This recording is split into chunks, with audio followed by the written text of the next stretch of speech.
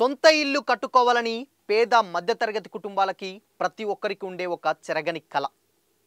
అయితే దానికి సంబంధించి ప్రభుత్వమే మీకు నచ్చినట్టుగా ఇల్లు కట్టుకోండి, దానికి మేము పథకాల రూపంలో డబ్బులు ఇస్తాం, ఇల్లు ఏ విధంగా కట్టుకోవాలో కూడా మీ చేతుల్లోనే ఉందంటూ ఇప్పుడున్నటువంటి కాంగ్రెస్ ప్రభుత్వం ఒక ప్రతిష్టాత్మకమైనటువంటి నిర్ణయాన్ని అయితే తీసుకుంది. అయితే అందులో భాగంగానే రాష్ట్ర ప్రభుత్వం తీసుకొచ్చినటువంటి 4 పథకాల్లో ఇందిరమ్మ ఇల్లు ఒకటి.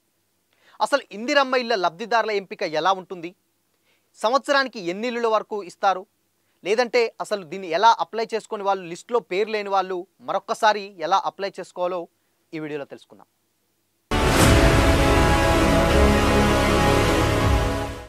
నమస్తే, వెల్కమ్ టు దిశ టీవీ. రీసెంట్గా రాష్ట్ర ప్రభుత్వం తీసుకొచ్చినటువంటి 4 పథకాల్లో ఎక్కువగా అప్లికేషన్స్ పెట్టినటువంటి ఒక పథకమే ఇందిరమ్మ ఇళ్ళ పథకం. సో ఇందిరమ్మ ఇల్లు వచ్చేసరికి చాలామందికి అసలు ఇవి ఎలా ఎంపిక చేస్తారు, ఏ విధంగా ఎవరెవరిని అర్హులని గుర్తిస్తారు, అనర్హులుగా ఎవరిని భావిస్తారు అని చెప్పేసి కూడా చాలామంది చాలా డౌట్లు అయితే ఉంటాయి. అయితే దీనికి సంబంధించే రాష్ట్ర ప్రభుత్వం తీసుకొచ్చినటువంటి 4 పథకాలు, అటు రైతు భరోసా కావచ్చు, ఇందిరమ్మ ఇల్లు కావచ్చు, అదేవిధంగా కొత్త రేషన్ కార్డుల పంపిణీ కావచ్చు, ఇందిరమ్మ ఆత్మీయ భరోసా కావచ్చు, ఈ 4 పథకాలకు సంబంధించినటువంటి గ్రామాలలో రీసెంట్ టైంలలో గ్రామ సభలు పెట్టి కూడా అక్కడే తేల్చి చాలామంది లిస్టులు ఎవరైతే వచ్చినాయో రాని వాళ్ళు కూడా కొత్తగా అప్లై చేసుకోండి అని కూడా గ్రామాలలో గ్రామ సభలు పెట్టి రాష్ట్ర ప్రభుత్వం ఉన్నతాధికారుల దృష్ట్యా ఈ సభలు అయితే నిర్వహించడం జరిగింది. మరి ఇందిరమ్మ ఇళ్లను ఎలా ఎంపిక చేస్తారో కూడా రీసెంట్గా మంత్రి పొంగులేటి శ్రీనివాసరెడ్డి గారు ఒక కీలక ప్రకటన చేశారు. పైరవీలు, రాజకీయాలకు అతీతంగా రాజకీయ నాయకులు ఎవరూ జోక్యం చేసుకోకుండా ఒక ఏఐ టెక్నాలజీని, అంటే గతంలోనే వాళ్ళు ముందు నుంచి రాష్ట్ర ప్రభుత్వం చెప్తా ఉన్నది, ఇందిరమ్మ ఇళ్ళ సెలక్షన్ ప్రాసెస్ ఆర్టిఫిషియల్ ఇంటెలిజెన్స్ ద్వారా ఎంపిక విధానం అయితే ఉంటుంది, దీన్ని ఎవరు మార్చలేరు. సో ఎలాంటి రాజకీయ ప్రమేయం కానీ, ఎలాంటి ఒత్తులు కానీ, అదేవిధంగా ఎలాంటి పైరవీలు లేకుండా నిజమైనటువంటి అర్హులకే ఈ యొక్క ఇందిరమ్మ ఇల్లు అందజేయాలి అని చెప్పేసి కూడా ఆయన ఒక కీలకమైనటువంటి అప్డేట్ ఇచ్చారు. అయితే ఏఐ, ఆర్టిఫిషియల్ ఇంటెలిజెన్స్ అంటే అసలు ఏంటి? ఏఐ అంటే ఎలాంటి మనుషులకు తావు లేకుండా, అంటే ఏ అధికారులు కూడా వీళ్ళు అర్హులు వీళ్ళు అనర్హులు అని తేల్చి చెప్పకుండా ఆర్టిఫిషియల్ ఇంటెలిజెన్స్ అంటే ఇందిరమ్మ ఇళ్ళకు సంబంధించి అప్లై చేసుకున్న వాళ్ళకి ఒక యాప్ను అయితే ప్రవేశపెట్టడం జరిగింది. ఈ యాప్ ఏంటంటే దాంట్లో చాలామంది ఇప్పుడు ఫర్ ఎగ్జాంపుల్ ఒక లబ్ధిదారుడి ఇంటికి వచ్చారు, ఒక ఇంటికి వస్తే ఆ యాప్లో వీళ్ళ ఫోటోని క్లిక్ చేసి దాని తర్వాత వాళ్ళకి సంబంధించినటువంటి ఆధార్ డీటెయిల్స్ ఏదైతే ఉన్నాయో ఆధార్ నెంబర్ ఎంటర్ చేయగానే వాళ్ళ ప్రీవియస్గా ఉన్న డేటా మొత్తం అందులో కనిపిస్తుంది. అది ఏఐ మానిటరింగ్ చేస్తుందన్నమాట. ఇలా చేసినప్పుడు గత ప్రభుత్వాలలో కానీ, లేకపోతే లాస్ట్ 2 టర్మ్స్ ఉన్నటువంటి గవర్నమెంట్స్లలో కానీ ప్రభుత్వ పథకాలు అంటే ఇళ్లకు సంబంధించినటువంటి ఏదైనా పథకాలు తీసుకున్నా కానీ, లేదు అని అంటే వీళ్ళకి సంబంధించినటువంటి ఆదాయాలు, సంవత్సర ఆదాయాలు కానీ ఫుల్ కంప్లీట్ డేటా అక్కడ రావడం జరుగుతుంది. అక్కడ వస్తే దాన్ని బట్టి ఎవరు అర్హులు ఎవరు అనర్హులు అని చెప్పేసి ఏఐఏ డిసైడ్ చేస్తుంది. సో దానివల్ల చాలామంది పేదవాళ్లకు, అంటే నిజమైనటువంటి లబ్ధిదారులు ఎవరైతే ఉన్నారో వారికి ఎక్కువగా ఈ ఇందిరమ్మ ఇల్లు వచ్చే అవకాశం ఉంటుందని కూడా ఆయన చెప్పారు.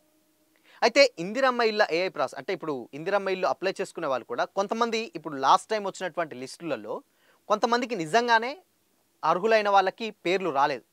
అయితే మరి వాళ్ళు ఏం చేయాలి కూడా మాట్లాడుకుందాం. సో వాళ్ళు ఏం చేయాలంటే, నిజంగా ఇందిరమ్మ ఇల్లు అర్హత ఉండి లేని వాళ్ళు ఏం చేయాలంటే, ఒకవేళ లిస్టులో మీ పేరు లేదు, పేరు లేనప్పుడు గ్రామ సభలు పెట్టారు, మొన్నటి వరకు ఒక 4 రోజుల వరకు పెట్టారు, 26వ తారీఖు నుంచి అది అమల్లోకి వచ్చిందని కూడా అన్నారు. దాన్ని సంబంధించి పూర్తిగా అంటే ఈ పథకాలన్నింటినీ పూర్తి స్థాయిలో కూడా మేము అమలు చేయాలంటే దాదాపు మార్చి 31 వరకు కూడా మాకు గడువు ఇవ్వాలని కూడా వాళ్ళు చెప్పారు. అయితే ఇందిరమ్మ ఇల్లు అప్లై చేసుకుని నిజమైన అర్హులు అప్లై చేసుకోవాలంటే మీరు మొన్న గనక గ్రామ సభల్లో ఉన్నటువంటి లిస్టులో మీ పేరు లేకుంటే మరొక్కసారి మళ్ళీ అప్లై చేయండి. ఇది ఒక నిరంతరమైనటువంటి ప్రక్రియ. ఎందుకు అనంటే సంవత్సరానికి 3500 చొప్పున ఒక నియోజకవర్గానికి ఇందిరమ్మ ఇల్లు కేటాయించబడుతున్నాయి. అంటే సంవత్సరానికి 3500. ఇప్పుడు తుంగతుర్తి నియోజకవర్గం ఉంది ఫర్ ఎగ్జాంపుల్, దాంట్లో 3500 ఇళ్ళని ఎవరైతే అర్హులు ఉంటారో ఫస్ట్ విడతలో అంటే ఆ ఇయర్ వాళ్ళకి ఇచ్చేస్తారు. దాని తర్వాత నెక్స్ట్ ఇయర్ మళ్ళొక్క 3500 ఇల్లులు మళ్ళా చేస్తారు. సో ఇలా ఫిల్టర్ చేసుకుంటూ ఏఐ మానిటరింగ్ ద్వారా అటువంటి నిజమైనటువంటి లబ్ధిదారులని ఎంపిక చేయడం అయితే జరుగుతుంది. సో దీంట్లో ఎలాంటి పైరవీలు కానీ, రాజకీయ నాయకులు కానీ, ఎవరైనా చెప్తే వినేటువంటి అధికారులు కూడా అలాంటిదే లేకుండా డైరెక్ట్గా ఒక నార్మల్‌గా వాడుక భాషలో చెప్పాలంటే కంప్యూటర్ అంటే ఆన్‌లైన్ విధానంగా ఈ ఇందిరమ్మ ఇళ్ళ సెలక్షన్స్ అయితే ఉంటుందని చెప్పుకోవచ్చు. మరైతే ఇందిరమ్మ ఇల్లు ఎలా అంటే డబ్బులు ఇస్తా అన్నారు. దాదాపు ఒక 5,00,000 వరకు ఇస్తానన్నారు అన్నారు. మరి ఎలా ఈ 5,00,000 ఎలా వస్తాయంటే బేస్‌మెంట్ కట్టినప్పుడు రూ. 1,25,000 వస్తాయి. బేస్‌మెంట్ లెవెల్ కంప్లీట్ అయినప్పుడు. దాని తర్వాత కిటికీ లెవెల్ అంటే సబ్జా లెవెల్‌లో వచ్చాక రూ. 1,25,000 ఖాతాలో పడతాయి. అదేవిధంగా స్లాబ్ కంప్లీట్ అయిన తర్వాత రూ. 1,75,000 అకౌంట్‌లో పడతాయి. అంటే స్లాబ్ పైన కప్పు ఏదైతే ఏస్తామో ఊర్లలో స్లాబ్ అంటారు. సో, పైన కాంక్రీట్ తోటి ఏసేటువంటి కప్పు ఏసిన తర్వాత 1,75,000.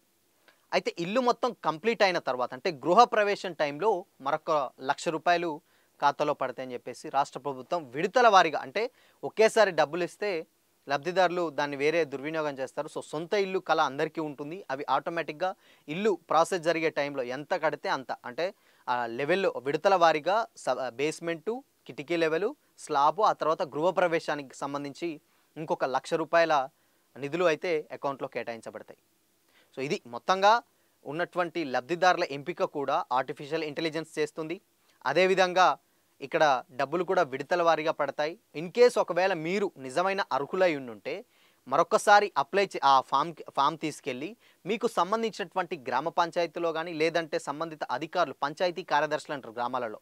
వాళ్ళకిస్తే వాళ్ళు మీరు మీ దాన్ని ఆన్‌లైన్‌లో ఎంటర్ చేయడం జరుగుతుంది. ఈ సంవత్సరం కాకున్నా వచ్చే సంవత్సరానికి గాని అంటే సంవత్సరానికి 3,500 ఇల్లులు చొప్పున కాబట్టి నెక్స్ట్ ఇయర్‌కైనా ఆ లిస్ట్‌లో మీ పేరు ఉంటుంది. లేదంటే ఆ నెక్స్ట్ ఇయర్ అంటే రాబోయే ఇంకో 4 ఏళ్లలో ఎవరైతే నిజమైనటువంటి అర్హులు ఉన్నారో వాళ్ళకి 3,500 చొప్పున ఈ ఇల్లు అనేది కేటాయించబడుతుంది సంవత్సరానికి గాను.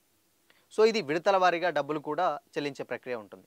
ఇది మొత్తంగా ఇందిరమ్మ ఇళ్ళ ప్రాసెస్ అనేది ఎవరి ప్రమేయం లేకుండా ఆర్టిఫిషియల్ ఇంటెలిజెన్స్ ద్వారా ఈ యొక్క లబ్ధిదారుల ఎంపిక జరుగుతుంది. దాని తర్వాత విడతల వారీగా డబ్బులు పడతాయి అకౌంట్‌లలో. ఇన్ కేస్ అంటే గృహప్రవేశం టైంకి కూడా ఒక రూ. 1,00,000 అయితే పడతాయి. ఈ ఇందిరమ్మ ఇల్లు కూడా కేవలం అంటే ఉన్నటువంటి మహిళా సంబంధించినటువంటి ఇప్పుడు ఓనర్ ఎవరైతే ఉన్నారో, ఇంటికి యజమాని ఎవరైతే ఉన్నారో, ఆ మహిళా పేరు మీద మాత్రమే ఉంటుందన్నమాట ఇల్లు. అంటే ప్రభుత్వం లాస్ట్ నుంచెల్లి మహిళలకు ఎక్కువగా ప్రాధాన్యత ఇస్తుంది కాబట్టి, ఇందిరమ్మ ఇల్లు కూడా మహిళ పేరు మీదుగానే అంటే ఇంటి యజమాని మహిళ పేరు మీదుగానే ఆ బిల్లులు గానీ, ఆ అకౌంట్‌లో పడే ప్రాసెస్ మొత్తం కూడా మహిళ పేరు మీదనే ఉండడం జరుగుతుంది. అండ్ 2 విధాలుగా ఉంటాయి. అంటే 2 బెడ్‌రూమ్‌లు, ఒక హాల్, ఒక కిచెన్. అంటే స్క్వేర్ ఫీట్ ఉన్నాయి. అంటే దాదాపు ఒక ప్లేస్‌ని బట్టి కూడా అక్కడ ఇస్తారు. సో, కొంచెం తక్కువ ప్లేస్ ఉంటే ఒక రకంగా, ఎక్కువ ప్లేస్ ఉంటే ఒక రకంగా అలా కూడా డిజైన్ చేసినట్లయితే సమాచారం మరి. దీని మీద ముందు మొత్తంగా అయితే క్లారిటీ అయితే లేదు. మొత్తంగా ఏదేమైనా గానీ నిజమైన అర్హులకి ప్రతి ఒక్కరు కూడా నిరంతరమైన ప్రక్రియ. ఇది ఎనీ టైమ్ కూడా అప్లై చేసుకోవచ్చు.